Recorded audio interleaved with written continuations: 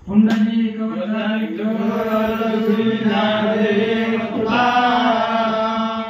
पंढरीनाथ भगवान की जय, गोपाल कृष्ण भगवान की जय, प्रभु रामचंद्र भगवान की जय, पवन सुत हनुमान महाराज की जय। श्री गणेशाय नमः, श्री पांडुरंगाय नमः। जय देवासी कळले चिन्ह, तस्करासी बोले वचन, काय इच्छी तुमचे मन, ते पुरविनये काही। ग्रंथ करते महिपती बुवा, कारण भक्ती विषय ग्रंथ आहे आणि देवाला तेच आवडते। ज्ञानेश्वरी मध्ये आहे, तेही प्राणा परवते आवडते मज निरुते, जे भक्त चरित्राते प्रशंसिती, भक्ताच्या चरित्राची प्रशंसा करणारा भगवंताला आवडत असतो। आणि हा भक्ती विजय ग्रंथ महिपती बुवानी, त्यांचे अनेक ग्रंथ आहेत। भक्ती विजय आहे, भक्त लीलामृत आहे, संत लीलामृत आहे, महिपती बुवांचे ग्रंथ आहेत। आणि अनेक ग्रंथ वेगवेगळे त्यांनी केली, कारण त्यांच्या जसं आठवण तसं चरित्र त्यांनी लिहिलेलं आहे। ही भक्ती विजय 56 अध्यायाचे 57 अध्याय। आणि जयदेव जो आहे तो व्यासांचा अवतार आहे। काल झालं भगवान श्री विष्णूने मीटिंग घेतली आणि मीटिंग मध्ये सांगितलं कोणी कोणी कुठं कुठं कसा कसा अवतार घ्यायचा, कालच ठरलं होतं। काल सगळं नियोजन झालं। मग जयदेव महाराज त्या ठिकाणी लहानपणीच त्यांचे आई वडील वगैरे मृत झाले होते आणि असे असणारे जयदेव, ज्या चोरांनी त्यांचे हात पाय तोडले होते आणि हात पाय तोडून त्यांना त्या ठिकाणी टाकून दिले होते एका पेवामध्ये, खड्ड्यामध्ये, तेच चोर समोर दिसले। जयदेव महाराजांनी ओळखलं, चोरांना सुद्धा माहित आहे याचा हात पाय तोडलेले, म्हणून त्या ठिकाणी आता अनुसंधान ऐका। वस्त्रे अलंकार भूषणे नाना, परीची दिवे रत्ने, रथावर आहेत जाणे, तुम्हासी अर्पणही केली। आणि त्यावेळेस त्या ठिकाणी त्या चोरांना सांगू लागली की बाबा या रथावरती सोनं चांदी वस्त्र अलंकार पाहिजे तेवढं आहे आणि हे तुमच्यासाठीच आहे, तुम्हाला अर्पण केलेलं आहे, असं या ठिकाणी बोलतात। द्रव्यापासी समर्थ, द्रव्यामुळे प्राण घात, म्हणून जयदेव ठाकुनी रथ, पुढे सत्वरा चालिला। आणि द्रव्य आहे, कारण द्रव्य कामापुरतं ठीक आहे ना, द्रव्य जास्त असेल तर भाऊ भावामध्ये संबंध राहत नाही। द्रव्यामुळे काय होतं, नाही ते त्या ठिकाणी अन्योन्य संबंध वाढतात आणि यदुनायक दुरावे, भगवान परमात्मा दुरावला जातो। द्रव्यापाशीच सगळं अनर्थ आहे। कुणी ओळखलं, जयदेवांनी ओळखलं, म्हणून तो रथ तिथंच सोडला जयदेवांनी आणि चरण पायानं चालून पुढे निघाले। तस्कर विचारिती सोमणी, जयदेव गेला रथ टाकुणी, पुढे सावकारासी सांगुनी, आम्हासी शिक्षा करील। आणि चोरांनी विचार केला, कारण गुप्त चोर आलेले होते आणि राजाने सेवक पाठवले होते, त्यांनी सांगितलं होतं आम्हाला काहीतरी काम आहे, आम्ही घरी जातो। आणि चोर अचानक समोर आले, त्यावेळेस चोरांनी विचार केला ह्याला रिकाम जाऊ द्यायचं नाही मला, कारण का द्रव्यापाशी अति अनर्थ अगोदरची भूमी गेलेली आहे। चोरांनी विचार केला ह्याला जर आपण सोडला तर उद्याच्याही राजापाशी येईल आणि आपल्या गारानं सांगेल राजा आपल्याला दंड करेल, शिक्षा होईल, म्हणून ती चोर काय विचार करतात ऐका। तरी याचा करोडी प्राणघात, आपण घेऊ जाऊ रथ, ऐसे मनोनिया त्वरित समीप आले धावडी। आणि चोरांनी विचार केला या जयदेवाला ठेवायचं नाही म्हणले, ह्याला जर आपण ठेवलं तर ती राजाला जाऊन सांगेल, राजा आपल्याला दंड करेल, त्याच्यामुळे आपण ह्याला काहीतरी मारून टाकायला कशाला ठेवायचं म्हणले, जिवंत ठेवायचं नाही। म्हणून ती चोर जयदेवाच्या जवळ आले, काय विचार करतात दोघे विचार करीत, याचा ना करावा प्राणघात, दोन्ही चरण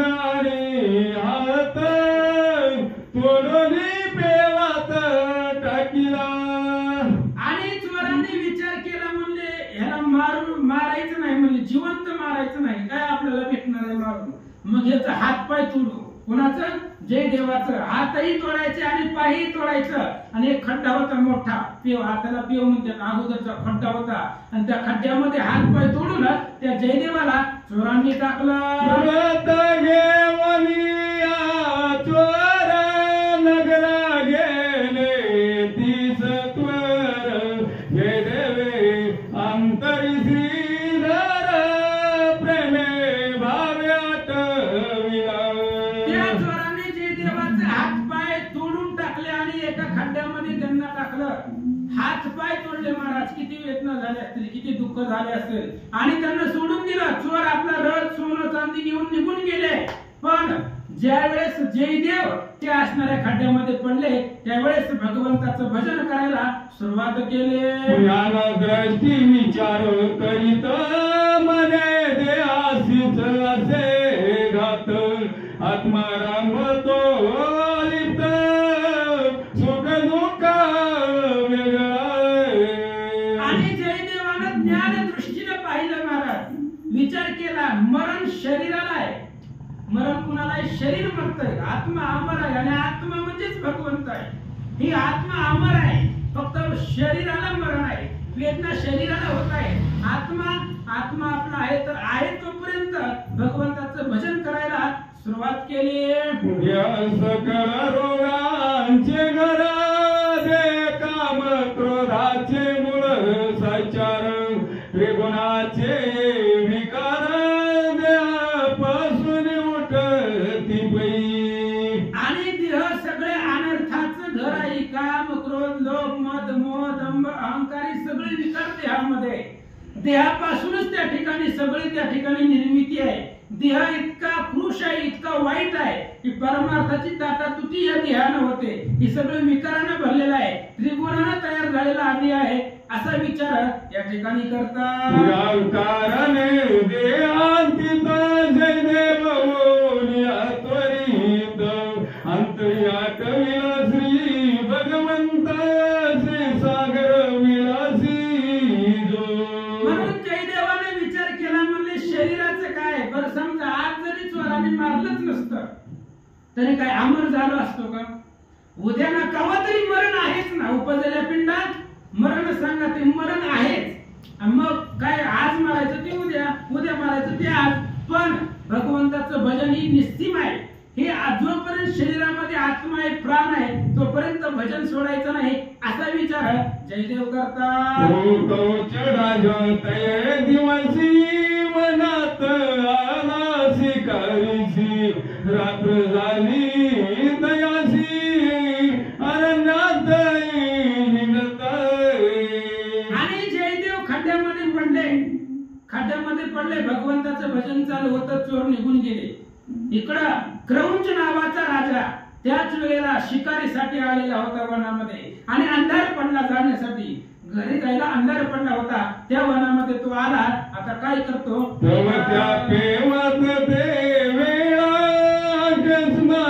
प्रकाश राजा सत्वर चालिला पावयासी तेदवा. क्रौंच राजा त्या जंगलामध्ये अरण्यामध्ये आला होता. रात्र झालेली होती आणि क्रौंच राजाला असं दिसलं की एका खड्ड्यामध्ये उजेड आहे. सगळीकडे अंधार आहे. त्याच खड्ड्यामध्ये उजेड कसा? म्हणून त्या खड्ड्याच्या जवळ क्रौंच राजा पाहण्यासाठी निघाले.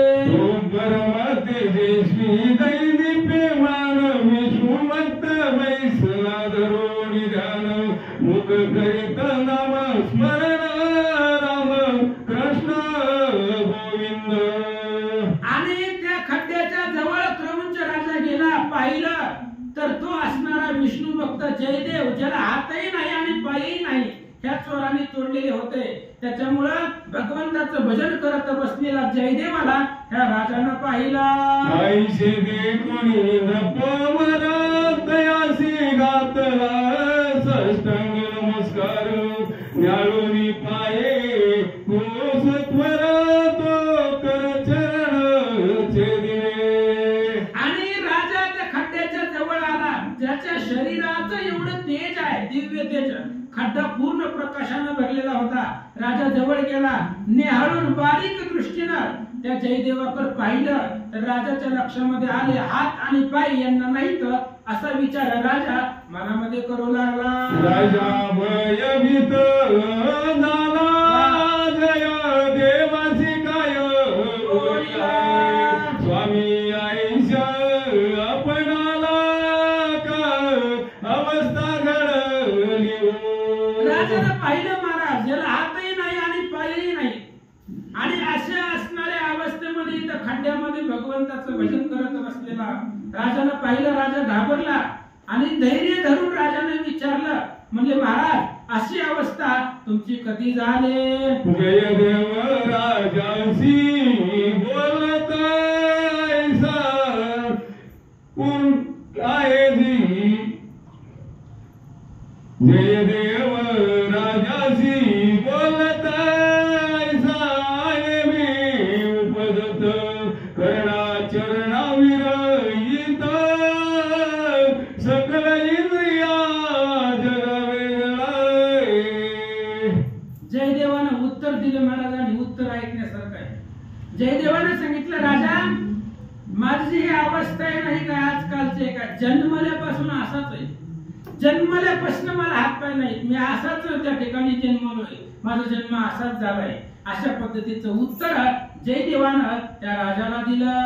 राजा विचारी मनी विष्णू भक्त आहे पूर्ण ज्ञानी. शिविकेत स्वामी श्रीबाई समुनी नगराची गेला आपुल्या. राजाने विचार केला महाराज पूर्ण ज्ञानी आहे. हात पाय नाही तरी भजन आहे. हात पाय नसताना एवढ्या शरीराला वेदना होतात तरी भगवंताचं भजन चालू आहे. विचार केला राजानं पूर्ण ज्ञानी आहे म्हणून त्या ठिकाणी राजा काय विचार करतो ऐका. मै समुनी कनकासनी पूजा केली प्रीती करुणी. जय देवासी विविध वणी त्याचा अनुग्रह घेतला. राजानं त्या असणाऱ्या जयदेवाला त्या खड्ड्यातून उचललं आपल्या रथावरती घातलं नेलं आपल्या नगराकडे. उच्च कनकाच्या आसनावरती सोन्याच्या आसनावरती त्या जयदेवाला बसवलं. राजा होता तो देशाचा आणि त्या जयदेवाकडून उपदेश घेतला आणि जयदेवाला स्वामी बनवला आणि त्याचा शिष्य तो राजा झाला. आपुले सिंहासनी बैसवणे सेवकासी सांगते क्षणी. स्वामीची सेवा प्रतिदिनी मम आज्ञे करावी.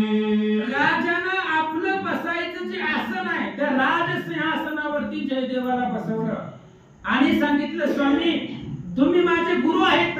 तुम्ही मला अनुग्रह द्या. तुम्ही जसं म्हणताल तसं तुमचा आजपासून मी शिष्य आहे असं तो राजा जयदेवाला सांगू लागला. सेवक म्हणतील पण आता भाग्य गोय झाला होता.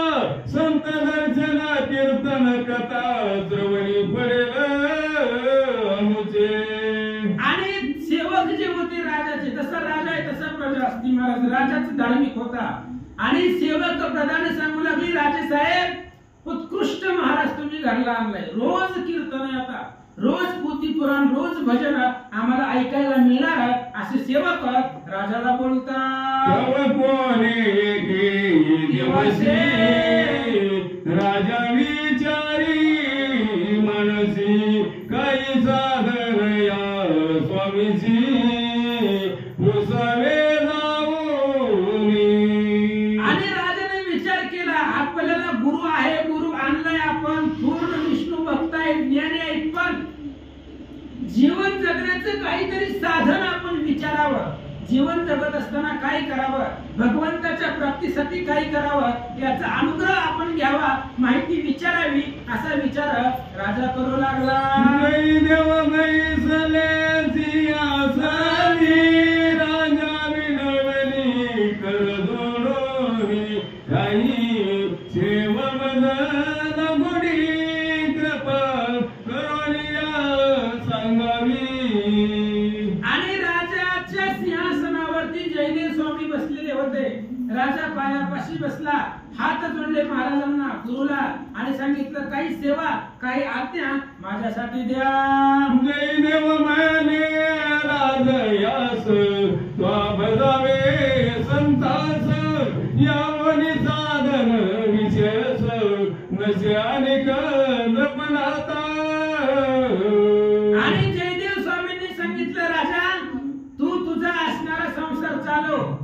पण संसार करत असताना संताची पूजा कर, कारण संताशिवाय भगवंतापर्यंत जाताच येत नाही.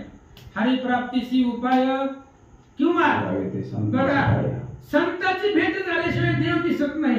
भरताला आधी हनुमंत भेटला मग राम, विभीषणाला आधी हनुमान भेटला मग राम. आधी संत लागतो आणि हनुमान महात्मा आहे, हनुमान संत आहे. हनुमान संतच आहे कारण व्यर्थ ग्रंथ नाही. रावण राक्षस सभेसी बैसोनी हनुमंत, रावण राक्षस अति अकांत, हनुमान महात्मा याचा अर्थ व्यर्थ ग्रंथ न म्हणावा. हनुमान संत आहे आणि हनुमंताच्या भेटीशिवाय राम भेटत नाही. तुळशीदासांना सुद्धा तसंच झालं होतं आणि हनुमंताला वानरसेनेला भेटावं लागलं. म्हणून तुला देवापर्यंत जर जायचं असेल तर संतांची पूजा कर, हेच मोक्षाचं साधन आहे. जयदेव सांगू लागले,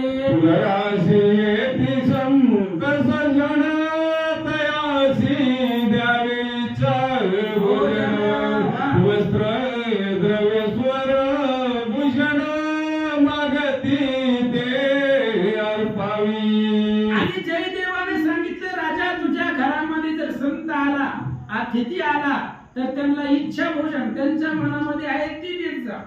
आणि घरामध्ये आलेला अतिथी कधीच माघारी पाठवत जाऊ नका. महाराज त्याचं कारण आहे, जैमिनी अश्वमेध मध्ये सांगितलंय, अतिथी विमुख गेलिया जाण, आपुले पाप तयासी देऊन, तयाचे पुण्य घेऊन जात की तो निर्धार. जैमिनी अश्वमेध मध्ये सांगितलंय, अतिथी जर विमुख गेला तर त्याच्या जीवनातलं पाप त्या घरावर पडतं आणि तुम्ही कमवलेलं पुण्य त्याच्या पदरामध्ये जातं. म्हणून माघारी कोणताच माणूस दारातला पाठवायचा नाही. तेच सांगताय जयदेव.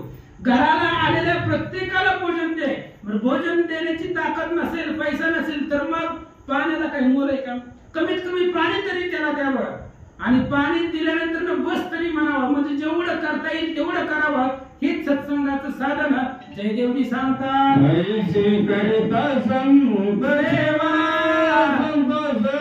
वाटे वासुदेवा संत सेवक अमरती देवा लक्ष्मी मुनी विशेष. आणि अशा पद्धतीने जो संतांची सेवा करतो तो देवाला आवडतो. आणि किती आवडतो? लक्ष्मी होणी या विशेष. बायकोपेक्षा दुसरं काय माणसाला आवडतं का? आजचा विचार केला तर पत्नीशिवाय कोण दुसरं कोणीच प्रिय नाही. पण भगवंताला लक्ष्मी सुद्धा आवडत नाही. कोण? संताची सेवा करणारा आवडतो. म्हणून ज्ञानेश्वरीमध्ये सांगितले, तेही प्राणापर होते, प्राणापेक्षा जास्त आवडतायत जे भक्ताच्या चरित्राची प्रशंसा करतायत, जे संताची सेवा करतायत ते मला आवडतायत. हेच जयदेव सांगू लागले. राजा म्हणे स्वामीशी कैसे ओळखावे संताशी, हे सर्व तान कळे मजसी अज्ञान तसे करोनिया. राजाने पुढचा प्रश्न विचारला, महाराज तुम्ही म्हणताय संताची सेवा करा, पण संतच कसे ओळखायचे? कारण कलियुगामध्ये संत ओळखणं खूप अवघड झाले महाराज. उत्तम कुळीचे बहुत चोर. गरुड पुराणामध्ये विषय आलेला आहे. पांढरे कपडे घालून सुद्धा लोक चोऱ्या करणार. ह्याला म्हणायचं उत्तम कुळीचे बहुत चोर. मग संत कुणाला ओळखायचं? संत कसे ओळखायचे? त्या संताची लक्षणं काही तर आम्हाला सांगा, असं राजा विचारू लागला. पद्मावती रमणा म्हणे येते संत चिन्ह वर्धवत्रे पुंड द्वादश कंठी भूषण तुळशीचे. आणि त्यावेळी सांगितलं महाराज जयदेवानी संत कसे ओळखायचे. 12 ठिकाणी गंध असतो संताला आणि गळ्यामध्ये पवित्र तुळशीची माळ असते. तुळशीची माळ खूप श्रेष्ठ आहे महाराज. ती जर गळ्यामध्ये असेल तर भगवंताची नजर आपल्यावरती राहते. काळाची झडप आपल्यावरती पडत नाहीये. जोपर्यंत तुळशीची माळ गळ्यामध्ये आहे तोपर्यंत अडचणी येत नाही. जीवनामध्ये येत असतात, आता ज्याचं त्याचं प्रारब्ध कर्म असतो तो विषय नाही. पण जर तुळशीची माळ गळ्यामध्ये घातली तर येणारे संकट आवडतो भगवान परमात्मा. अशा पद्धतीचे संत असतात. जयदेवजी सांगतात, वैष्णव जन त्यासी गावी अनन्य शरण ऐसे ऐकून वचन जयदेवानी सांगितलं, राजा अशा पद्धतीचे संत आहेत. गळ्यामध्ये त्या ठिकाणी तुळशीची माळ आहे, 12 ठिकाणी गंध लावलेला आहे. आणि अशी संत जर आली घराला तुला दिसले तर त्यांची पूजा कर. कारण संताची पूजा करणं ही देवाची पूजा केली. केल्यासारखे आहे असं जयदेवजी बोलतात. गुरु आज्ञा वंदोनी श्री राजा संताची सेवा करे, कीर्ती ऐकोणी ते अवसरी वैष्णव येती घरासी. आणि राजाने सांगितल्या पद्धतीने जयदेवाने सांगितल्या पद्धतीने राजा संतांची सेवा करू लागला. ह्या जयदेवाची कीर्ती हळूहळू पंचकृषीमध्ये सगळ्या आसपासच्या गावामध्ये पसरली आणि या जयदेवाच्या दर्शनासाठी खूप लांबून संत लोक येऊ लागले. पंत येती वस्तीशी हे चारा दे कोणी पक्षी उल्हासे येती त्या ठाई. जयदेव स्वामींची कीर्ती ऐकली आणि सगळे संत महाराज लोक येऊ लागले. उन्हाळ्याच्या दिवसामध्ये वाटा सुरू चालावा आणि त्याला गार झाडाची सावली दिसावी. त्याला काय बोलावं लागतं का झाडाखाली बस म्हणून? तो आनंदाने त्या झाडाखाली जातो. किंवा एखादा पक्षी आहे आणि त्या पक्षीला चारा दिसावा, त्या चाऱ्यासाठी जसे अनेक पक्षी येतात झाडाच्या सावली खाली बसण्यासाठी अनेक वाट सुरू येतात, तसं जयदेवांच्या दर्शनासाठी अनेक वैष्णव येऊ लागले. गात याची कीर्ती ऐकून जाऊन येती याचक जन की पिपिले का साकर देखून ती उल्हासे लावती.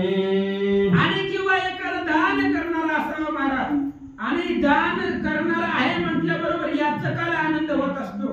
साखर बघितल्यावर त्याच्यावरती मुंग्यांचा झडप असतो. तसं जयदेवाला पाहिलं वैष्णव एकत्र झाले.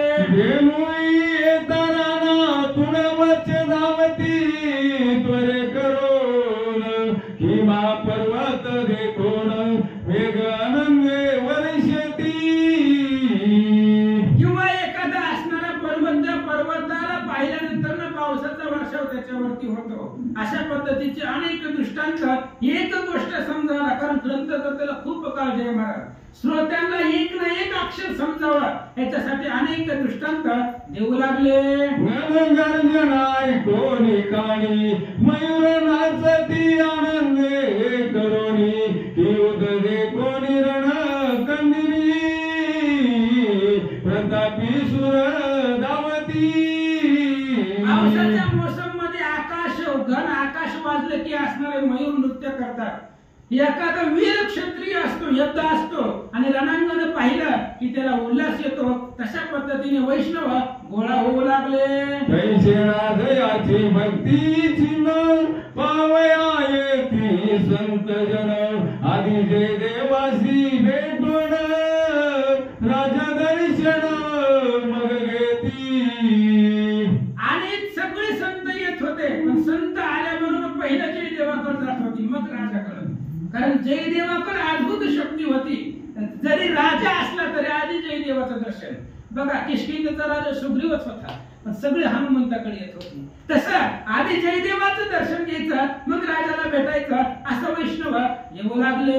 राजा दे कोणी संत जन तयासी गाली लोटांगण चातुर्मास घरी नेऊन हिच्या भोजन देतसे. आणि राजा संत घराला आल्यानंतर लोटांगण घालायचं 4 महिने. आता ही चातुर्मासच आहे बघा. आजपासून चालू, कालपासून चालू झालेलं पूर्ण आषाढ पासून चातुर्मास आहे. आणि या चातुर्मासामध्ये घरी द्यायचं इच्छा भोजन पाहिजे ती द्यायचं. असं राजा संतांची सेवा करू लागला. वैष्णव मागत ते तयासी देत नृपणात वस्त्रे भूषणे अपरिमित द्रव्य देत मागती ते. जे मागत होते ते देत होते, जे मागत नव्हते तेही देत होतं. कारण राजा उदार होता, ऐश्वर होता आणि देण्याची इच्छा होती राजाची. त्याच्यामुळे संताला पाहिजे ते राजा देऊ लागला. असो आईचे वर्त मान तस्कराशी कळले जाण जय देवाचे कर चरण जाणे तोडोली टाकिले. कथेचा विषय बदलला, तुमचं काय टायमाचं बंधन वगैरे. असो आईचे वर्तमान तस्कराशी कळले जाण जय देवाचे कर चरण जाणे तोडोली टाकिले. आणि जयदेवाची जी वार्ता आहे ती वार्ता सगळीकडे पसरली. हळूहळू ज्या चोराने या जयदेवाचा हातपाय तोडला होता त्या चोरांपर्यंत बातमी पोहोचली की कोणीतरी संत आहे आणि त्या संतामुळे राजा दान धर्म करू लागलाय. राजाकडे संत पांढरी कपडे घालून जर गेलो तर लोक खूप सन्मान देत आहेत. चोरांनी विचार केला तात्पुरती पांढरी कपडे घालायला काय अडचण आहे, तात्पुरते आपण डुप्लिकेट माळा गळ्यामध्ये घालू आणि त्या राजाकडे जाऊ आणि संत वेशामध्ये तिथे गेल्यावर अफाट संपत्ती मिळेल ही इच्छा चोरांच्या मनामध्ये निर्माण झाले. म्हणती आपण होणी संत दृष्टी पाहून पणात द्रव्य देईला परमित ऐसी युक्ती योजिनी. आणि त्या चोरांनी विचार केला म्हणले आता आपणही संत होऊ आणि गळ्यामध्ये मोठ्या मोठ्या माळा घालू, पांढरे कपडे घालू, इस्त्रीची कडक घालू आणि राजाकडे जाऊ.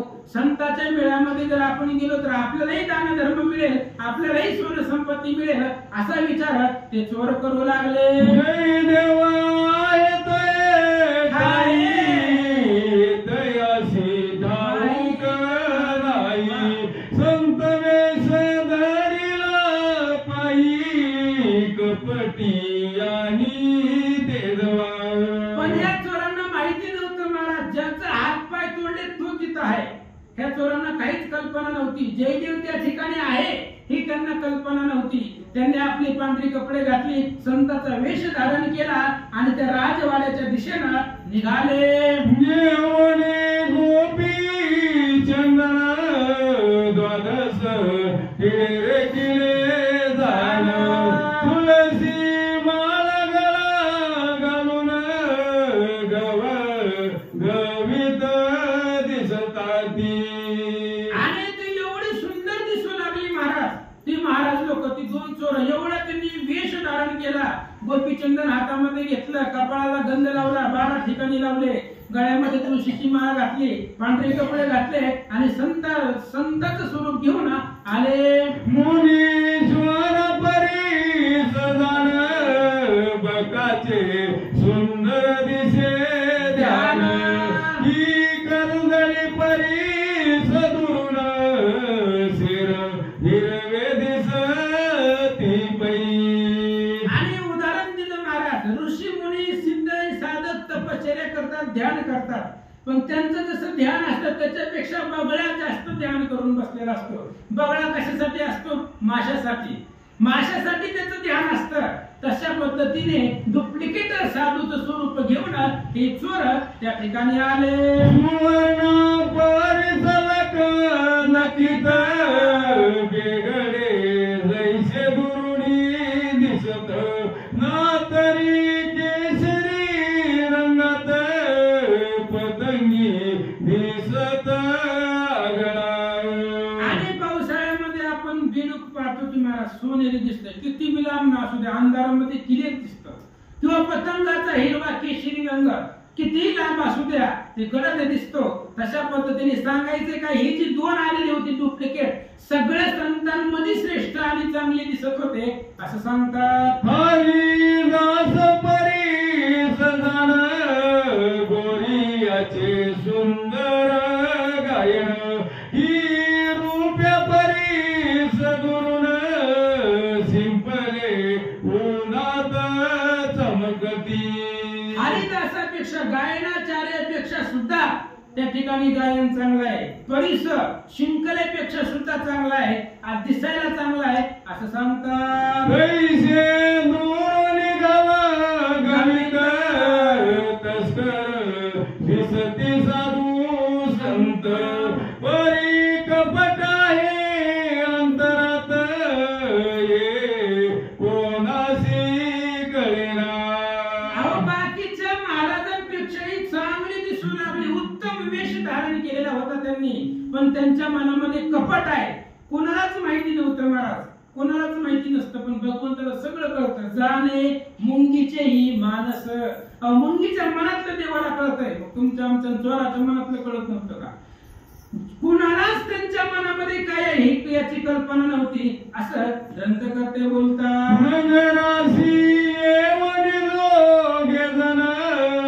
राज दर्शनाशी चाली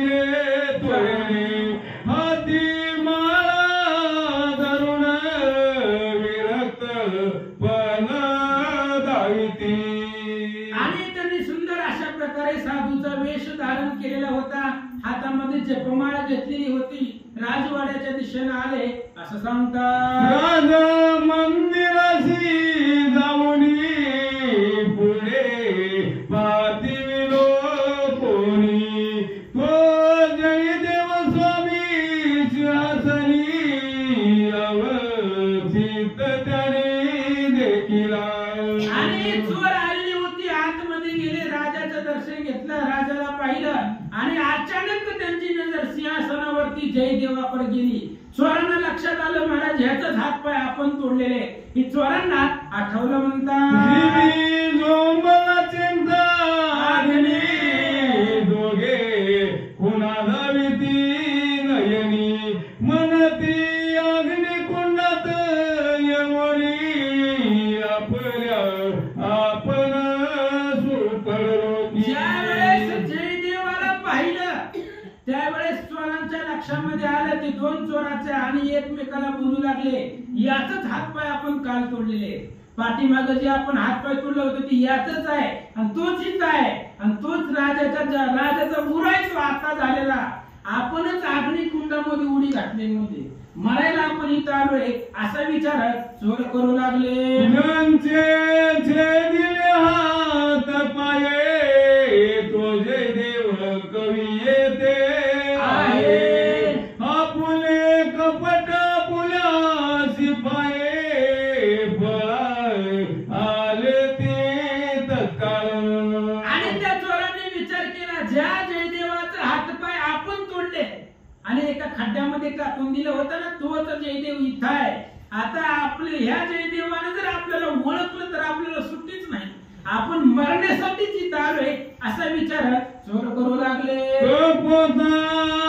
कपोतीस पारदी गेला मारावयास, तो महासर्पटन केले तयास तैसे होईल वाटते. चोरांनी विचार केला महाराज शिकारीसाठी असणारा एक पारधी जावा, पारधी शिकारीला पक्षाला नियम धरून बसलेला असतो, आता त्या पक्षाला मारावं आणि तेवढ्या वेळामध्ये त्या पारध्याच्या पायाला साप चावावा, तशी अवस्था आपली झाली. आपण हातानेही चाललोय, आता आपल्याला मरणाशिवाय सुटका नाही. ते चोर मनामध्ये विचार करू लागले. जयदेव ओळखिले द्रष्टा द्रष्ट होता जाण कोण परस्परे मानली. आणि ती दोन्ही चोर जयदेवाच्या समोर गेले. समोर आल्याबरोबर जयदेवाची दृष्टी त्यांच्यावर पडली. जयदेवाला आठवलं महाराज लक्षात आलं यांनीच आपला हातपाय तोडलेले आहे. त्यावेळेस जयदेवाच्या मनात काय विचार आहेत ऐका. निर्मरा ओमनिया सर्वभूती जयदेव वरते सदस्यते, ज्यांचे अंगी क्षमा शांती मूर्ती मंतवस तसे. आणि जयदेवानं पाहिलं ही चोर आहेत, ह्यांनीच आपला हातपाय तोडून आपल्याला खड्ड्यामध्ये टाकलेला आहे. आणि पण जयदेवाच्या मनामध्ये निर्वैर स्थिती होती, दया क्षमा शांती त्यांच्या अंगामध्ये होती. काय विचार करतात ऐका.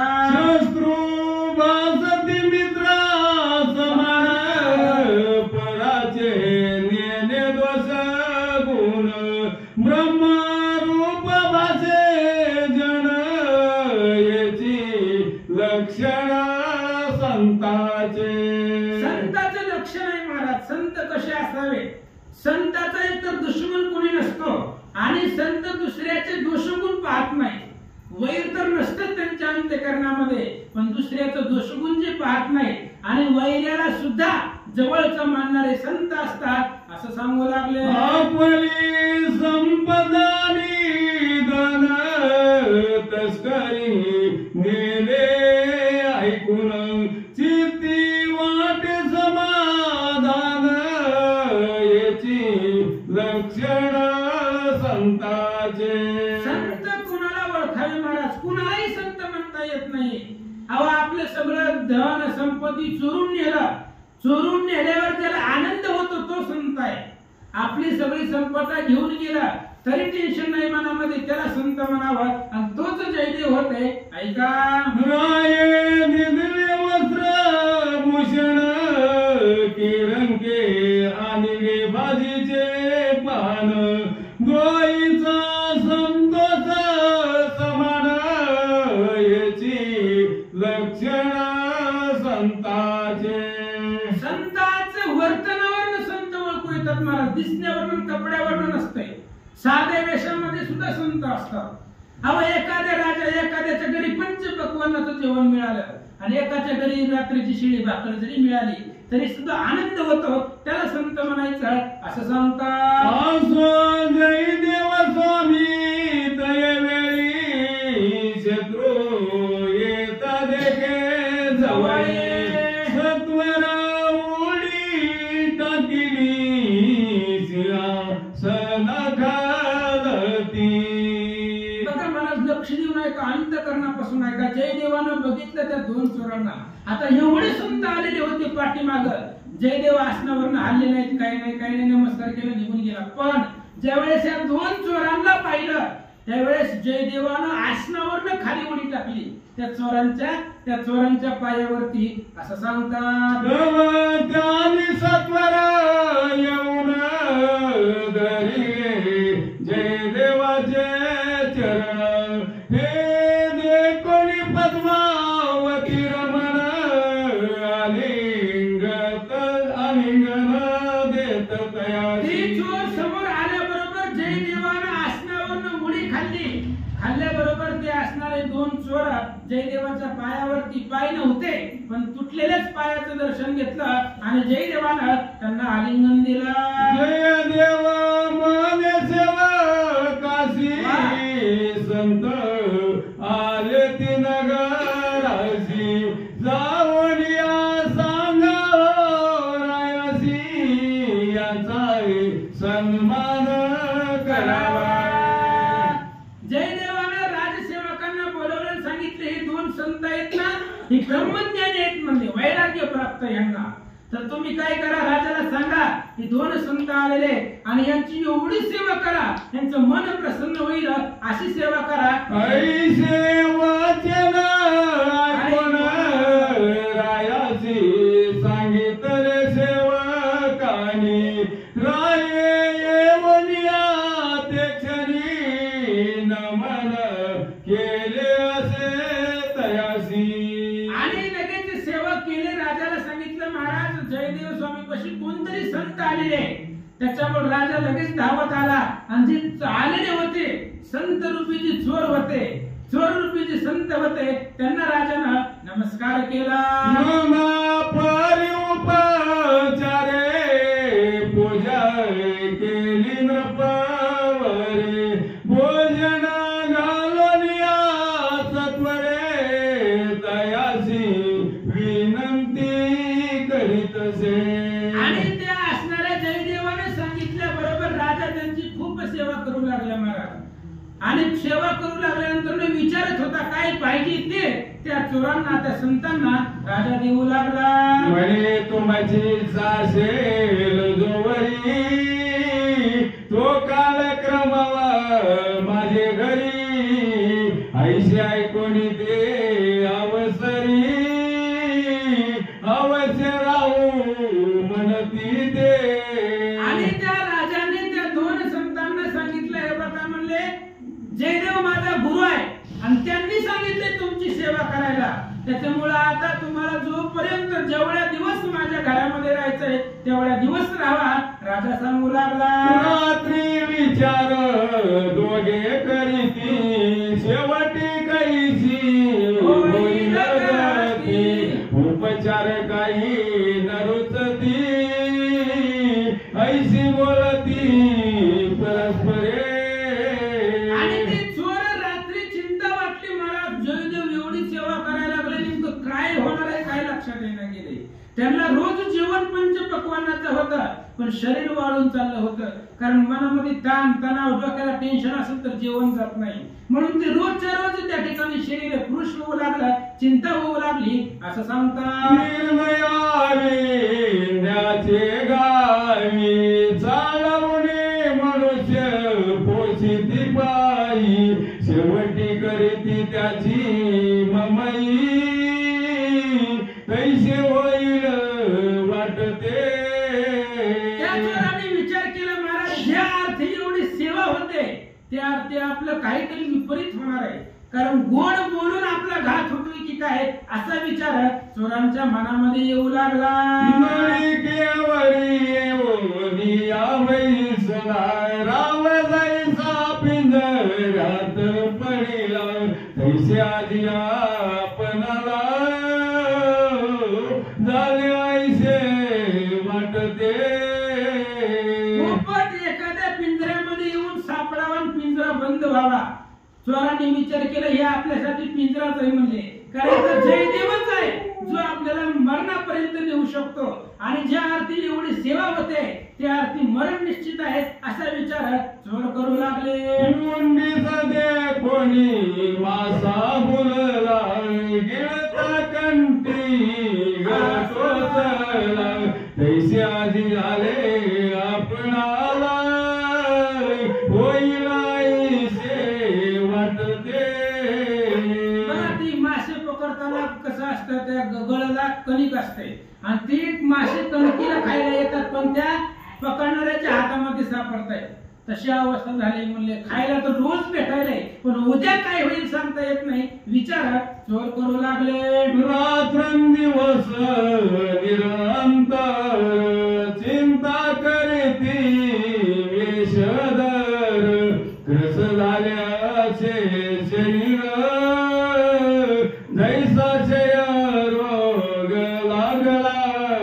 ही चोर चिंता करू लागली महाराज त्यांना उद्या काय होईल याची भीती वाटत होती, कारण ज्याचा हात पाय तोडले तो आपली एवढी सेवा करायला आहे त्याच्यामुळे त्यांचं शरीर वाढून चाललं. खायला तर रोज होता पंचपक्वान्न 3 टाइम होते तरी शरीर वाढून चाललं असं सांगतात. कोण एके दिवशी राजा पूछे जयदेवासी एक विनंती पायाशी आहे माझी स्वामी. आणि एक दिवस राजाने विचारलं जयदेव स्वामीकडे गेले आणि राजाने सांगितलं महाराज एक विनंती आहे ऐका. वर काळ संत घराशी येते स्वामी तयाशी दुरुण नमिती याचना लोटा अंगणाची ती दंड वाटका तुम्ही घातले.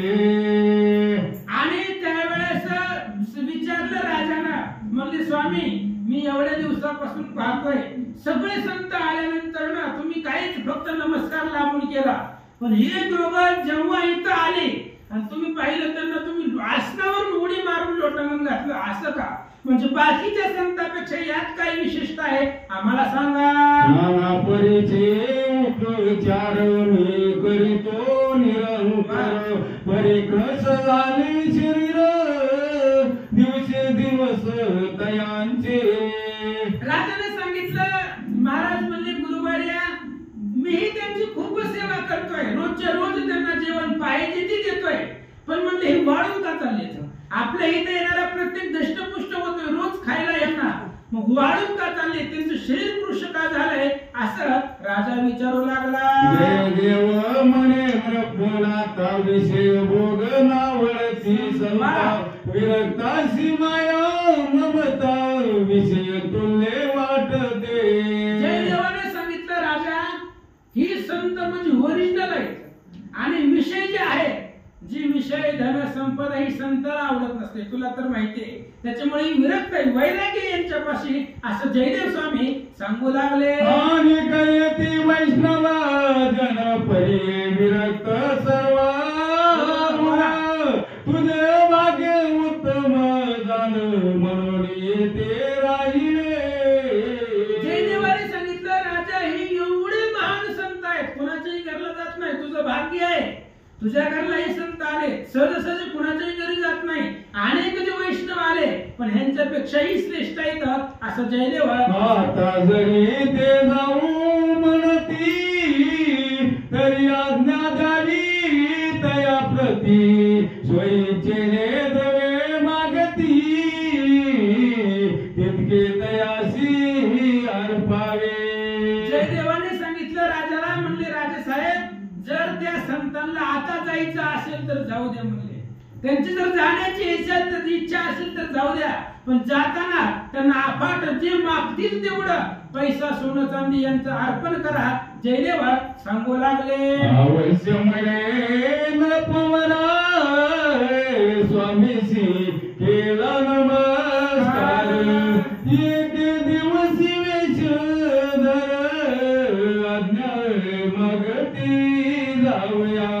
आणि जयदेवाच्या सांगण्यावरनं राजाने सांगितलं ठीक आहे म्हणले महाराज तसं म्हणतात तसं. आणि एक दिवस चोरांनी धाडस करून जाण्याची अनुमती राजाला मागितले.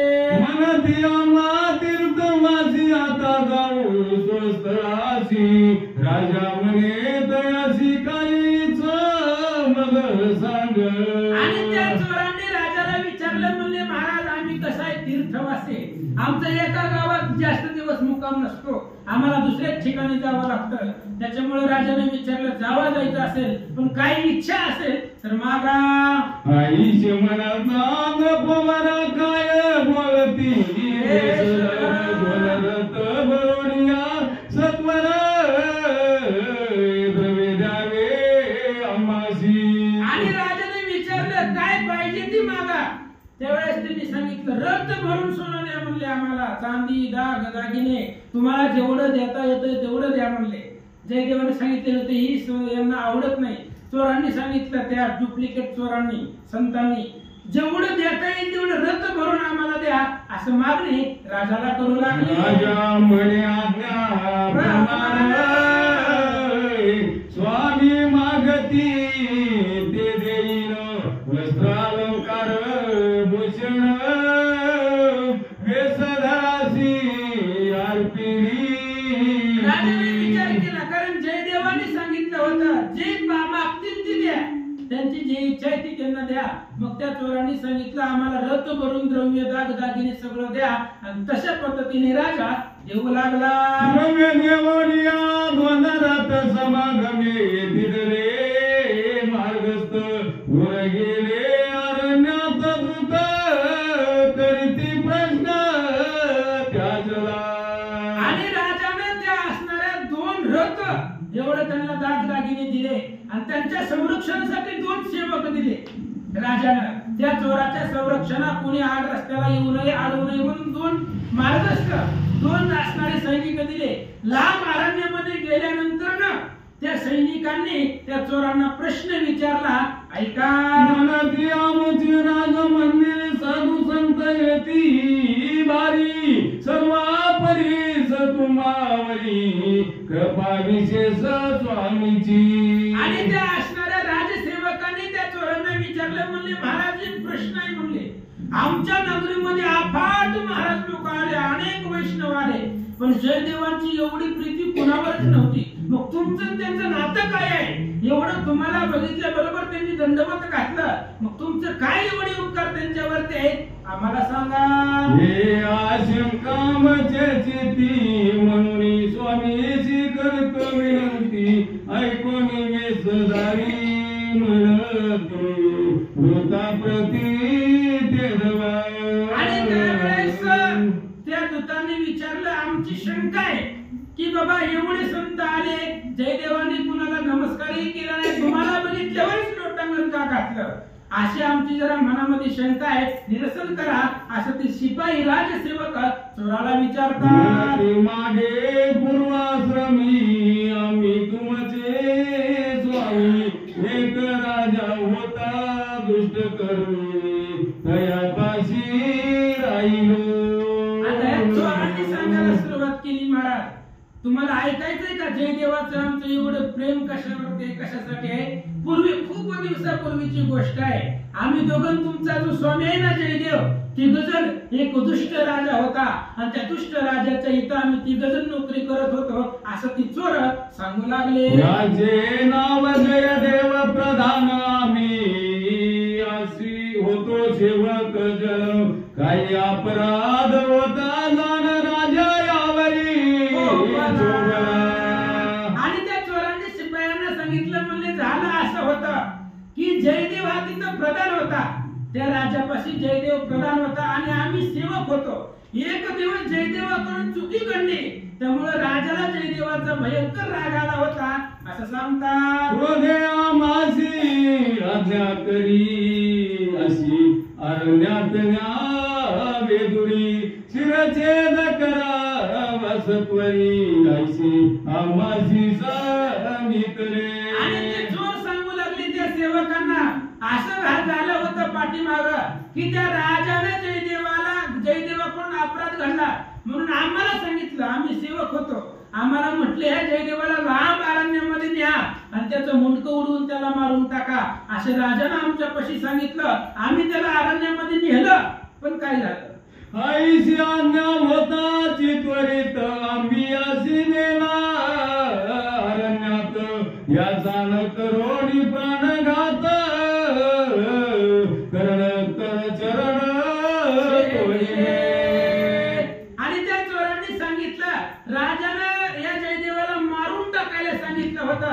आम्ही जयदेवाला अरण्यात घेऊन गेलो, पण आम्हाला जयदेवाची कीव आली, दया आली म्हणून आम्ही त्याला न मारता फक्त त्याचे हात पायच तोडले असं ती चोर सांगू लागले. कोणी निघला पेवात परतोनी गेलो नगरात आम्ही झालो विरक्त तया दिवसापासोनी. आणि त्या जयदेवाला आम्ही मारले नाही, त्याचा हात पाय तोडून त्याला खड्ड्यामध्ये टाकून दिला आणि त्या दिवसापासून आम्हीही विरक्त झालो. आम्ही पुन्हा माळा घातल्या, पांढरी कपडे घातली, आम्ही त्या ठिकाणी परमार्थाला लागलो असं ती चोर ही सगळं खोटं बोलतायत. बरं आपल्याला घडलेलं काय माहिती आहे, ती चोर शिपायाला सांगू लागली. राजसेवा टाकूनी त्वरित आम्ही झालो विष्णू भक्त तीर्थाटने करीत करीत तुमचे नगरा. आणि त्या असणाऱ्या चोरांनी सांगितलं त्या दिवसापासून आम्ही त्या राजाची चाकरी नोकरी सोडून दिली आणि आम्ही विरक्त झालो आणि तीर्थ करत करत करत तुमच्या नगरामध्ये आलो असं सांगतात. राज मंदिरी ताची जाण परस्पराशी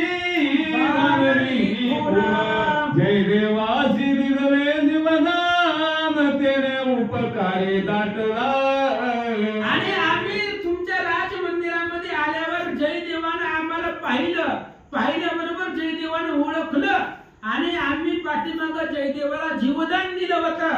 ही जयदेवाच्या लक्षात आल्यामुळं जयदेव आमच्यावरती एवढी प्रीती करतो असं ती खोटं खोटं सांगू लागले. आम्ही वाचविले त्या भोवनी म्हणून आला लोटांगणी रायासी उपदेश करून आमची सेवा करावी. त्या चोरांनी सांगितलं जयदेवाच्या लक्षामध्ये आलं आम्ही याचा जीव वाचवला म्हणून त्यानं आमच्या पायावरती लोटांगण घातलं आणि राजाला आज्ञा करून आमची सेवा त्यानं करून घेतली असं ती चोर शिपायाला सांगतात. ऐसे बोलतात क्षणी थरथरा कापे मेदिनी असत्या परी पाप कोणी थोर नसे सृष्टीत. आणि असं त्या चोरांनी सांगितल्यावर जमीन थरथरली महाराज, कारण जमिनीला असत्य पचतच नाही. कालच ववी येऊन गेली असं बघा. सत्य एवढे सुकृत नाही, असत्य एवढे पाप नाही, कलीने लपविले अवघेही दोष झाले अपार. म्हणून ही सगळी संत आलेले. ह्या कलियुगामध्ये एवढं खोटं बोलायचा प्रभाव वाढलाय, आपण फोनवरही खोटं बोलतो, एवढा प्रभाव वाढलाय. आणि ती चोर असं खोटं बोलल्याबरोबर जमिनीला सहन झालं नाही, जमीन दुबकली आणि त्या जमिनीच्या आतमध्ये ते दोन चोर गेले. प्रथमी मुकलोनी असत्वर तया माझी गेले वेशधर सेवकाशी नमस्कार चमत्कार वाटला फार ते देवा. जमिनीला पाप सहन झालं नाही महाराज आणि असत्य बोलणं हेच पाप आहे आणि सत्य बोलणं हेच सुकृत आहे, पुण्य आहे. जमिनीला सहन झालं नाही, जमीन दुबकली आणि ती चोर आहे तसे त्या जमिनीमध्ये गेले. राजसेवकांना आश्चर्य वाटले, एवढी विरक्त मनती आनंद झाला थोरे आता करावा काय विचार शिक्षा करील पवर म्हणून भय वाटले. त्या सेवकांना भीती वाटली महाराज, ही जमिनीमध्ये गेल्यावर जयदेवन राजा यांच्यावर प्रेम करतोय आणि आमच्यामुळे तर यांना मरण आलं असं जर कळलं तर राजा आम्हाला दंड करील म्हणून ते सेवक घाबरले. एक म्हणतील भय जाऊन सत्य सांगावे वर्तमान ऐसे म्हणून सेवक जनाले परतोनी जे व्हायचे ते होते, पण घडलेली कथा राजाला सांगू.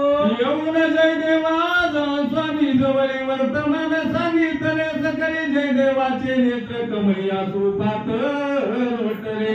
आणि जयदेवाच्या जवळ आले ती दोन असणारे राजसेवक आणि आल्याबरोबर जयदेवाला जी घडलं त्या अरण्यामध्ये ती सगळी कथा जयदेवाला सांगितल्यावर जयदेव रडू लागले. हरे कृष्णा पतित पावना भक्तवत्सला रुक्मिणी निर्मला माझी चतुसी जगाची मना दोगतीसी कानेले. याला संत म्हणायचं असतं महाराज. अहो ती चोरजण हातपाय तोडले त्याच्यासाठी जयदेव रडू लागले आणि भगवंताचा दावा करू लागले, देवा माझे शत्रू होते ते, मग माझ्या शत्रूला अधोगती का, त्यांना मोक्ष पाहिजे होता, अधोगती का दिली. जयदेव बोलता, विरोधी भक्त तुला रावण त्याशी विदले सदन माझी शत्रूसी मनमोना दोगतीसी कानेले. जयदेवाने म्हटलं, देवा तुझा असणारा विरोधी भक्त रावण आहे, तुझी बायको पळवली, असा असणारा तुझा कट्टर शत्रू रावण, त्या रावणाला तुम्ही मोक्ष दिला आणि माझे असणारे शत्रू त्याला तुम्ही अधोगमनाला का नेलं, असं जयदेवा बोलू लागले.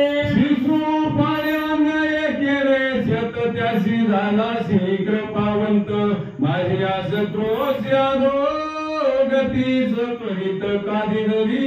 जयदेवाला सांगितलं, देवा त्या शिशुपाळाने 100 शिव्या तोंडावर दिल्या महाराजांनी, एकदाच, मागच्या पुन्हा मोजायच्या नाही, एकदाच तोंडावर भर सभेमध्ये शिव्या दिल्या होत्या.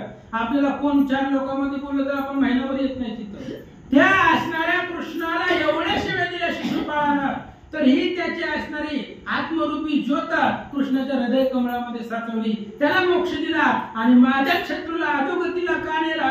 जयदेव बोलता, वंशाच्या नोर पुतना याशी नेले मोक्ष सदना माझे शत्रूसी मधुसूदना अधोगतीसी का. अरे देवा तुझे अनेक शत्रू आहेत, कंस जानवर मुष्टिक किती आहेत, तुझे जेवढे बी शत्रू आहेत त्यांना तू मोक्षाला नेलेला आहे, मग माझेच शत्रू असताना त्यांना असं जमिनीमध्ये का काढले, त्यांना अधोगती का दिले. जयदेवा भगवंता कोणी करुणा वचन संतोषला जगा जीवन तत्काळ येऊन श्याम घर जयदेवासी भेटला. आणि जयदेवाची भाषा ऐकली, बोलणं ऐकलं, भगवंत प्रगट झाले महाराज. असं अंतकरण असेल तर भगवंत भेटतो, पण कलियुगामध्ये लय अवघड आहे महाराज, लोक दिवस नाही म्हणायचे. आम्हाला म्हणते तुला भेटला का, अहो भेटायचं काय, जेवी आत्मा हृदयात आसोनी न देखती समस्त तेवी भगवंत जगात अतिगुप्त राहिला. आत्मा शरीरामध्ये आहे, कधी दिसला का, मग नाही म्हणून नाहीच म्हणता येतं का, तसं भगवंत जगामध्ये आहे, अत्यंत गुप्त स्वरूपामध्ये राहिला, प्रगट झाला, जयदेवाला आलिंगन दिलं. प्रसन्न झाला नारायण जयदेवाचे कर चरण तत्काळ कुठले देवा. आणि अशा पद्धतीने त्या ठिकाणी मग भगवान परमात्म्यानं चतुर्भुज 4 हातांनी भगवंताने आलिंगन दिला. जयदेवाचे जे हातपाय चोराने तोडले होते ते भगवंताच्या आलिंगनामुळे, आलिंगनामुळे हात आणि पाय जयदेवाला निर्माण झाले. कुंडली पूर्ण घ्या किती वगैरे 180 झाले. 180 30 70 तर राहिले, 70 राहिले. आम्ही 12 वाजेपर्यंत थांबतो, पण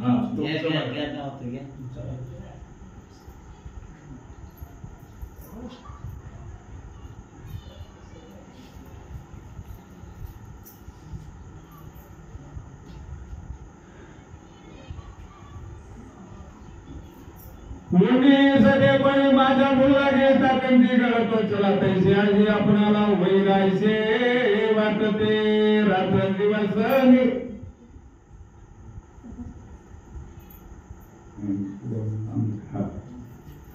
ऐशी अन्न होताशी त्वरित अशी अशी नेले अरण्यात याचा करून प्राणघात. थोड्याच राहिल्या पुष्पक दाडोरी सत्वर वैकुंठाशी वेवे वेचद भक्त महिमा भूतोर भ्रमाधिका कळेना. आणि मग जयदेवाचं बोलणं भगवंताने ऐकलं, विमान त्या जमिनीमध्ये गाडलेल्या चोरांना देवानं विमान पाठवलं, पुष्पक. तेही पुष्पक विमानामध्ये चोरांना बसवलं. कोणी? त्यानं हातपाय तोडलं, त्याला विमानामध्ये बसवलं आणि देवानं वैकुंठाला नेलं. देवासी माया रुक्मिणीपती धन्य धन्य तुझी भक्ती समाधाय आणि शांती तुझे अंगी वसती की. भगवंताने सांगितलं, जय देवा तुमची भक्ती धन्य आहे. दया क्षमा शांती मूर्तिमंत तुमच्या शरीरामध्ये राहतात. तू मित्र झाली के दयासी दया दिनमी ऋषिकेशी ऐसे म्हणून या वैकुंठाची आदर्श जावा ते देवा. भगवंताने सांगितलं, शत्रू मित्र ज्याला सारखे आहेत त्याच्यापाशी मी राहतो, मी कुठेही राहत नाही. ज्याचा अंतःकरण निर्मळ आहे त्याच्या हृदयामध्ये मी राहतो, त्याच्या जवळ राहतो. भगवंत बोलले, गुप्त झाले. देवासी चरण कर फुटले ते कोणिया मृपोर चिंताशी वाटला चमत्कार जोडी कर पुसत असे. आणि जयदेवाने त्या ठिकाणी असणाऱ्या पाहिलं, त्या राजानं पाहिलं की जयदेवाला हातपाय निर्माण झाले. त्याच्यामुळं राजाला आश्चर्य वाटलं, नमस्कार केला. मागीला व्रतांत जो झाला तो जय देवे रायासी सांगितला. जय जयकार ते वेळा वैष्णव नामे गरजती. आणि आता जयदेवानं राजाला सांगितलं, पाठीमाग मला हातपाय नव्हते असं नाही, ह्या चोरांनी तोडले होते आणि मला त्यांनीच खात्यामध्ये टाकलं होतं. पण मी जर तुला तेव्हा सांगितलं असतं तू त्यांना तेव्हाच मारलं असतं, त्याच्यामुळे सांगितलं नाहीये. आणि अशा पद्धतीने ऐकल्यावर सर्वांना आनंद वाटला, जय जयकार झाला. कपाट होनी पद्मावती आनविली ते क्षणी जे पतिव्रता लावण निखाणी इंद्रियेचा तो असे अवतार. आणि त्यावेळेस राजाने लगेच आपला दुसरा रथ पाठवला आणि जयदेवांची पत्नी पद्मावती हिला घेऊन आपल्या राजवाड्यामध्ये आला. बोलते मोचे अलंकार पद्मावतीशी दिदन मुक्त हार गुरु मातेशी नमस्कार भावी न पवर घालीत से. आणि मग लगेचच त्या असणाऱ्या पद्मावती म्हणजे गुरु माता आहे. राजानं आपल्या घरी नेला, आपल्या बायकोला सांगितलं यांची सेवा कर, गुरु माता आहे. राजानं नमस्कार केला. ऐका, रावणी एकांत सदनी कांतेशी सांगितले क्षणी पद्मावती जय देव राणी गुरु माता. राजानं आपल्या बायकोला एकांतामध्ये नेलं आणि सांगितलं, ही पद्मावती जी आहे ती गुरुची पत्नी आहे आणि मला आई सारखी आहे, गुरु माता आहे. त्यामुळे ह्या पद्मावतीची जेवढी सेवा जमेल तेवढी करा. राजा सांगू लागला, सेवा रात्रंदिवस करावी तुवा व्रतार वचन ऐकून ते दवा अवश्य म्हणे नीती. आणि त्या राजाने सांगितलं पत्नीला, ह्या जयदेवाच्या पत्नीची पद्मावतीची सेवा अंगाने करायचं, दासदासीला करायला सांगायचं नाही, स्वतः करायची असं राजा सांगू लागला.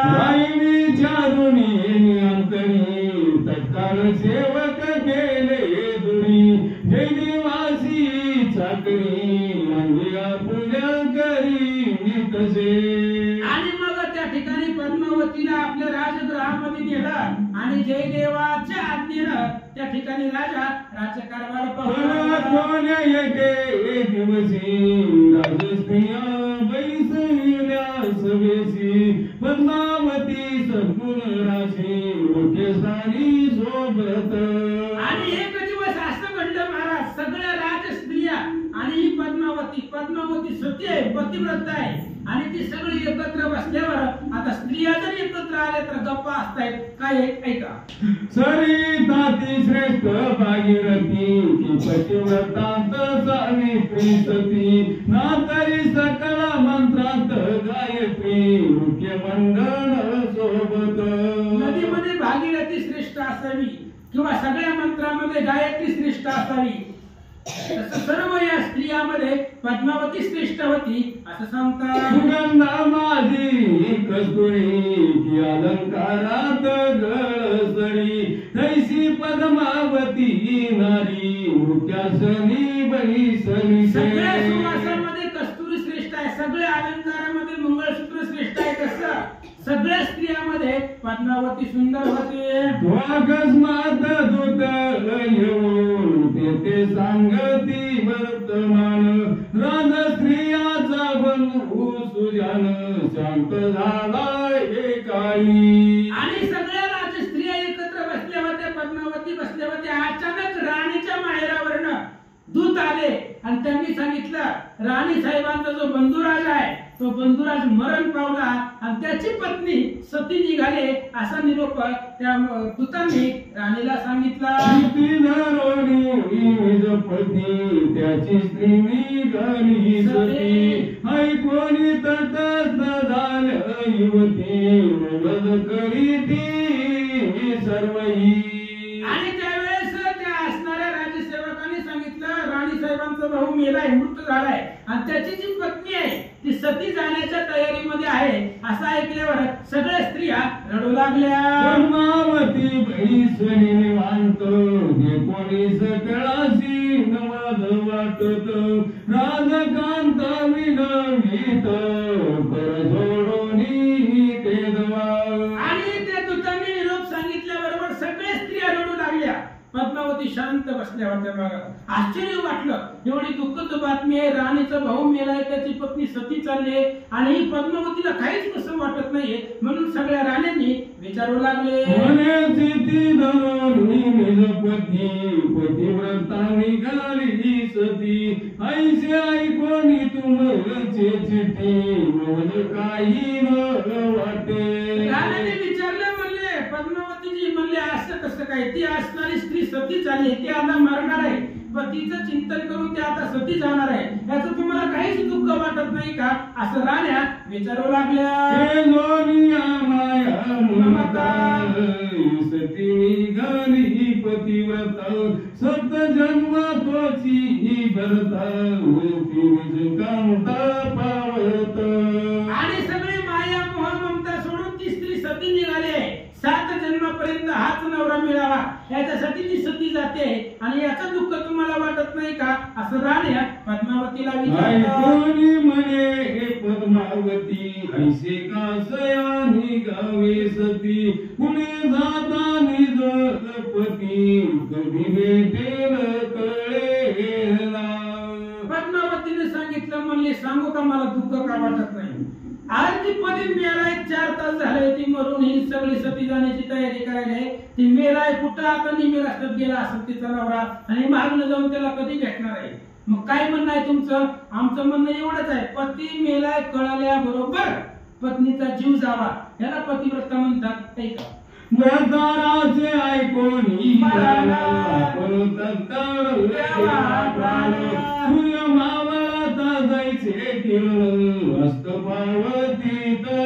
पद्मावतीला त्या राणीने सांगितलं सती जाणं एवढा टाइम नसतो म्हणले, त्याला सती जायला एवढा का वेळ असतो का? 4-8 तास. नवरा मेला बरोबर तिथंच जीव जावा ह्याला पतिव्रता म्हणायचं, ह्याला सती म्हणतायत असं पद्मावती बोलू लागल्या. आईशे बोलता पद्मावती राजकांता विस्मित चिती, म्हणे अनुभवावी न बोलती असते वाटले तयाशी. सगळ्या राण्यांना आश्चर्य वाटलं, म्हणून हे काहीतरी वेगळंच सांगायला लागले. म्हणजे असत्य वाटत नाही, हिला अनुभवच नाही, पण हे जे बोलते ते किती खरं आहे हे बघण्याचा प्रयत्न राणी करू लागल्या. अनुभवाविन ब्रह्मज्ञान शरीर प्राण अभिन, बोलणे ईश्वरे कृपेविन व्रता कैसे दिसतसे. सगळं व्यर्थ आहे महाराज, अनुभवाशिवाय ज्ञान सांगणं व्यर्थ आहे. प्राणाशिवाय शरीराला किंमत आहे. प्राण आहे तर शरीर आहे. प्राण नसल्यावर लोक 4 तास जास्त थांबू देत नाहीत. प्राणामुळे शरीराला किंमत आहे, अनुभवामुळे ब्रह्मज्ञानाला किंमत आहे. तसं अनुभवच नाहीये पद्मावतीला. लोक त्या ठिकाणी बोलू लागले. वाचोनी की नाशिके वाचोनी अवक्र, महत्वा वाचोनी कारभार व्रता जैसा दिसतसे. आणि त्या ठिकाणी स्त्रीला नाक असेल तर तिचं सौंदर्य असतं. घरामध्ये त्या ठिकाणी असणारे वयोव्रत असतील तर त्या घराला किंमत असते. अशा पद्धतीने दृष्टांत देऊन महिपती महाराज सांगतात. वन्यकांता दिसे उत्तम की धनलुब्धाचे व्रत प्रेम, वृक्ष वाचोनी दुरुनी श्राम बुभुक्षित दिसतसे. निज भक्ता वाचून देवकी सेने विनदही सराव साधन नसता सुख भाव दुरता जैसे निष्फळते पद्मावती बोलता तैसी असत्य वातले राजकांतेशी बोलावुनी प्रधानासी विचारतयासी सांगितला. आणि पद्मावतीनं सांगितलेलं राणीला पटलं नाही. राणीने विचार केला ही किती पतिव्रत आहे बघू म्हणले. एवढं बोलायला लागले ना नवरा मेला मला लगेच मारायचं असते. बोलणं सोपं आहे हो. म्हणले बघू आता किती पतिव्रत आहे. म्हणून राणीनं एक सेवक बोलवला. काय सांगतात ऐका. म्हणे ऐके एक वचन असत्य बोले मज कारण जय देव स्वामी गेले म्हणून वार्ता पाठवी नगरात. आणि त्या राणीनं सांगितलं एका सेवकाला बोलवलं. म्हणले माझ्यासाठी खोटं बोलायचं. म्हणले एक काम कर म्हणले तू जयदेव मेला अशी खोटी खोटी बातमी नगरामध्ये पाठव. तर राणीपर्यंत त्या असणाऱ्या पद्मावती पर्यंत वार्ता कळली पाहिजे असं ती राणी. कोणे के दिवसी राजा चालिला वन क्रीडेची शिमिकेत मैसवनी जय देवासी अरण्यात पै गेला. आणि एक दिवस असंच घडलं. राजा शिकारीला गेला आणि राजा बरोबर जयदेव महाराज सुद्धा दोघही त्या ठिकाणी शिकारीला गेले होते. तेव्हा काय झालं. प्रधाने काय केले नगरात मनुष्य ताटविले व्याघ्र जय देव मारिले ऐसे सांगा म्हणून या. आणि इकडे त्या राजाच्या प्रधानानं राणीच्या सांगण्यावरनं जयदेव स्वामी आणि राजा दोघही शिकारीला गेले. प्रधानानं जयदेवाची जी कपडे होती ती रक्तानं भिजवली नगरामध्ये पाठवलं आणि सांगितलं जयदेवाला वाघानं मारलं असं नगरामध्ये बातमी पसरवा असं प्रधान. मागे पाठवी प्रधान ऐशी मारता ऐकून राजकांत तसे. आणि मग लगेचच त्यांनी सांगितलं राजदेवाची जी कपडे होती ती रक्तानं भिजवली नगरामध्ये पाठवलं आणि राणीपर्यंत राणी रडू लागली मोठमोठ्यानं असं सांगतात. कपट धरोणी अंतरी रडतानी सुंदरी जेथे पद्मावती सुकुमारी लावणी आली त्या राणी मोठमोठ्यानं रडू लागली. महाराज हे कपटाचं रडून लई मोठं असतं. मोठमोठ्याने रडू लागली. बाहेर आली जिथं पद्मावती बसल्या होत्या आई साहेब तिथं ती राणी रडत रडत गेली. बाई अनर्थ झाला जयदेव स्वामी व्याघ्रे मारिला पद्मावती पुरुषे तिजरा सत्य सत्य म्हणून या. आणि त्या राणीने सांगितलं बाई अनर्थ झाला म्हणले. मग सकाळी गेले होते राजा आणि जयदेव शिकारीला गेले तेव्हा एका वाघानं जयदेवाला मारून टाकलं. त्यावेळेस पद्मावतीने विचारलं सत्य आहे का. राणीनं म्हणले त्रिकालवादीत सत्य आहे. हे म्हणे त्रिवार सत्य जयदेव मारिले तास पद्मावतीने ऐकून या मात प्राण सोडिले तात्काळ. आणि ज्यावेळेस पद्मावतीने विचारलं सत्य आहे का त्यावेळेस राणीने सांगितलं त्रिकालवादीत सत्य आहे म्हणले. वाघानं जयदेवाला मारले हे बघा म्हणले कपडे घेऊन आलोय. त्या राणीचा शब्द पूर्ण होण्याच्या आधी पद्मावतीनं जीव सोडला. सूर्यास्त होताची आजान सवेची मावळती जैसे किरण ही दीपक विझवी तत्वयन प्रभालोपेत काळ. सूर्य मावळ्या बरोबर त्या ठिकाणी अंधार पडतो. दिवा विझवल्या बरोबर अंधार पडतो. का दिवा विझवल्यावर 2 तासाने अंधार पडतो तुमच्या इकडे. आमच्या इकडे बी असंच आहे. लई लांब 10-15 किलोमीटर आहे. दिवा विझवल्या बरोबर अंधार पडतो. तसं वार्ता ऐकल्या बरोबर पद्मावतीनं जीव सोडला. पौर्णिमा झाली ही आपाटी जैसा चंद्राच्या कळा तुटती ही पुष्पी चोळी तनिज असती सुवास गाई तत्काळ. पौर्णिमा संपल्यानंतर ना चंद्राच्या कळा सुद्धा संपतात. चंद्र कळाला दिसतो कळाहीनं दिसतो. किंवा एखादी सुगंधित फुल आहे आणि ती फुल जर हाताने चुरगळलं तर त्याचा सुगंध संपतो. तसं वार्ता ऐकल्या बरोबर पद्मावतीनं जीव सोडला. जय जय देवाचे मरण ऐकून तत्काळ दिवा प्राण राजा नगरासी आला फिरून तुला मर्त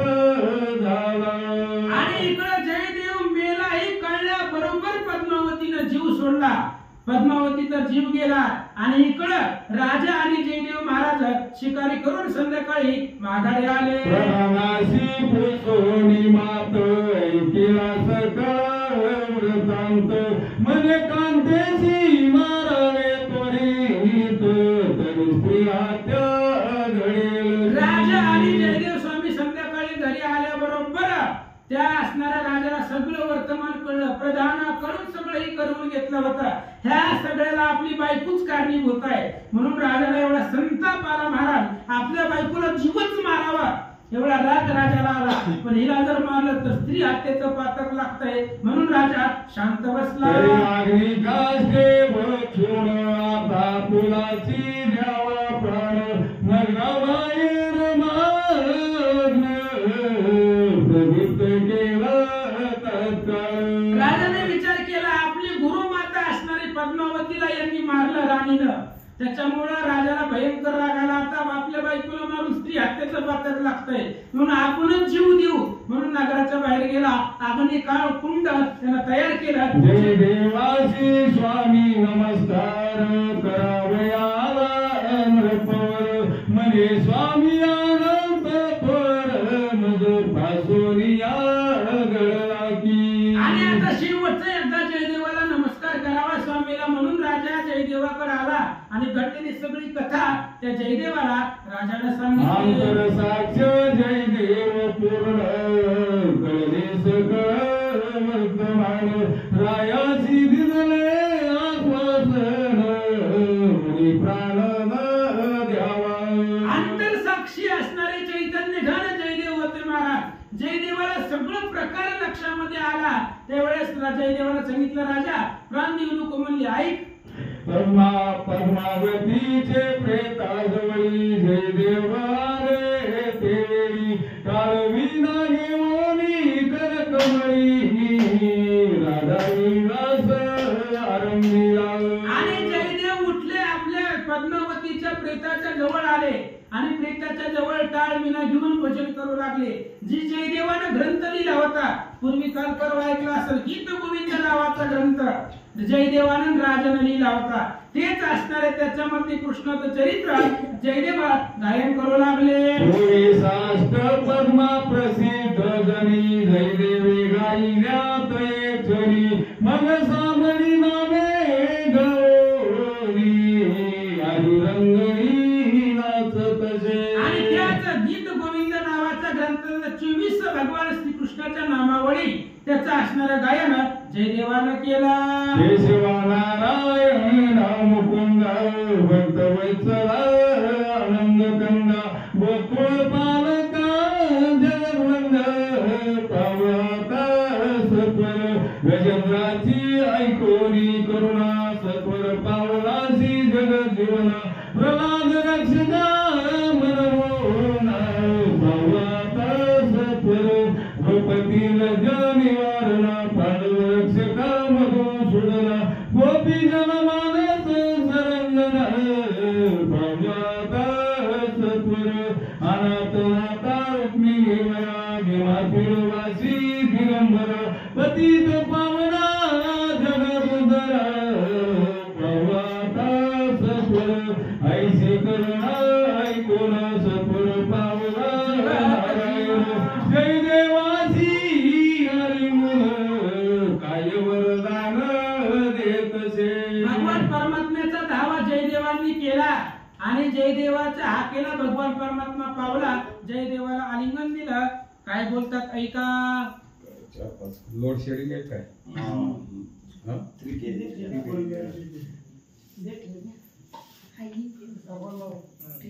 तुझ्या अष्ट पद्मा कंड गाती की आवडी करोनी ऐकती, तयापासी लक्ष्मीपती कर जोडोनी उभा असे.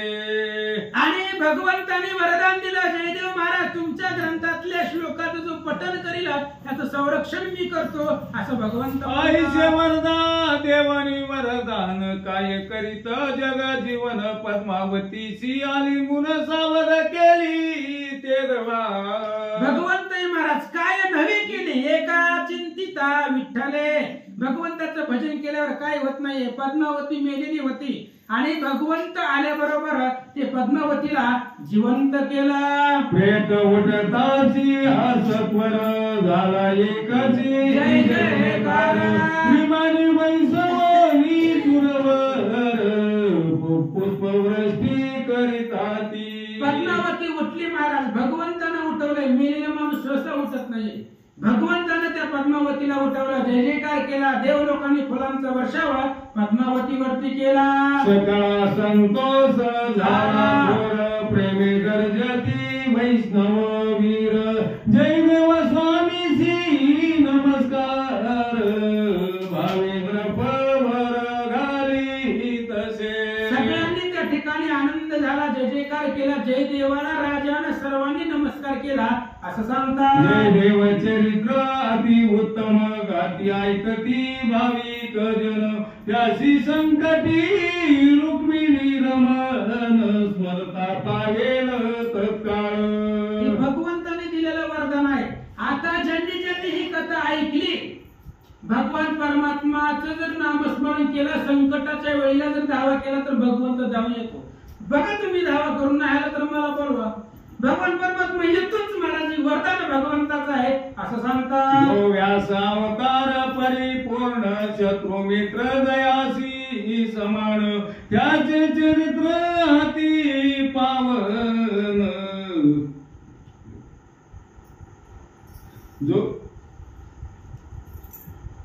जो व्यास अवतार परिपूर्ण शत्रु मित्र दयासी समान.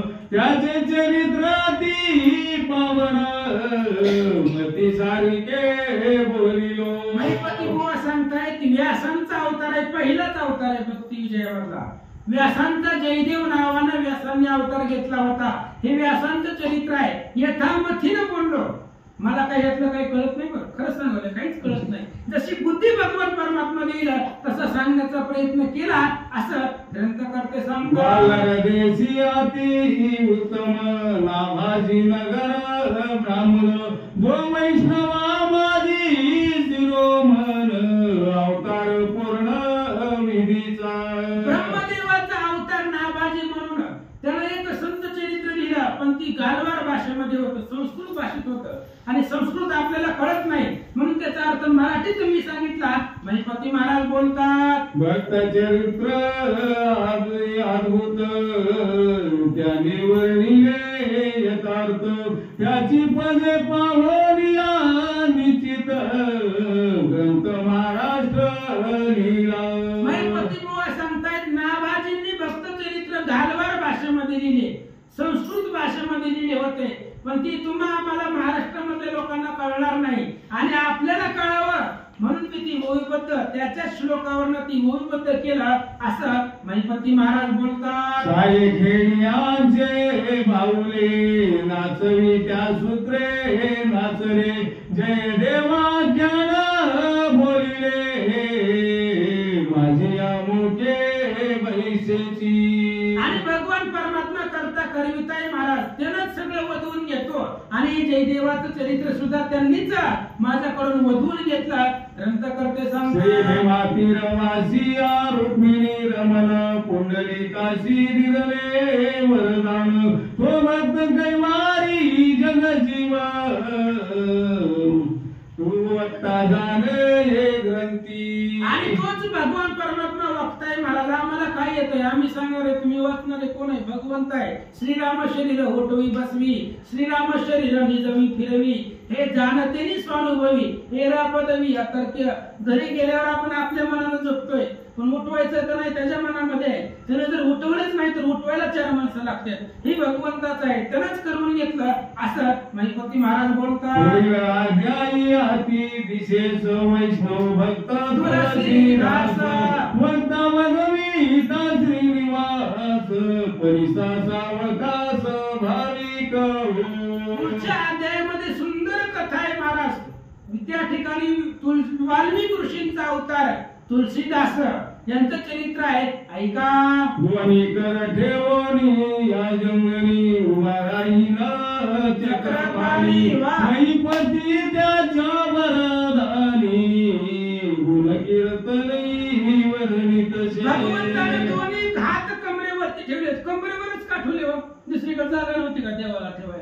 कमरेवरच काठवले.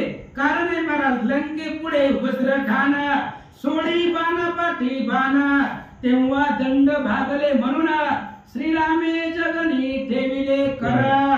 भगवान परमात्म्याचे हात दमले हो बाण सोडू सोडू, म्हणून त्यानं कमरेवरती विसावा घेतला, कमरेवरती हात ठेवले. त्याच देवाला साष्टांग नमस्कार. श्री भक्ती विजय ग्रंथ ऐकता तुष्टेल भगवंत, प्रेम ऐका भाविक भक्त, द्वितीय अध्यायी रसाळ. मंडळी